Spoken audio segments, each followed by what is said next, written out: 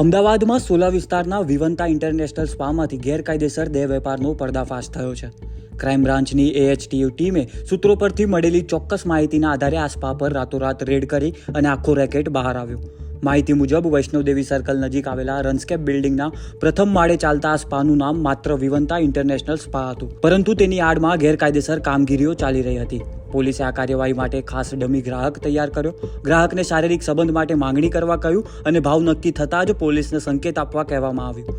સંકેત મળતા જ ટીમે સ્થળ પર છાપો મારી દીધો. તે દરમિયાન રિસેપ્શન પર હાજર વ્યક્તિએ પોતાનું નામ તરુણકુમાર જણાવતા મેનેજર હોવાનો દાવો કર્યો. પૂછપરછમાં માલિકી અંગે ગૌતમ ઠાકોરનું ભાડા કરાર મુજબ નામ છે, જ્યારે મુખ્ય માલિકી તરીકે નીલ શાહ અને હિરેન ઉપાધ્યાયના નામ સામે આવ્યા છે. સ્પાના કુલ 15 રૂમમાંથી એક રૂમમાં ડમી ગ્રાહક સાથે એક મહિલા મળી આવી હતી.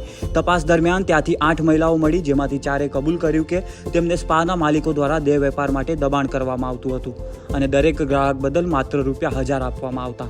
ગંભીર બાબત એ હતી કે મેનેજર પાસે ન તો યોગ્ય દસ્તાવેજો હતા, ન તો સ્ટાફનું પોલીસ વેરિફિકેશન. આ તમામના આધારે પોલીસે મેનેજર સહિત 3 માલિકો સામે ગુનો નોંધીને આગળની કાર્યવાહી હાથ ધરી છે.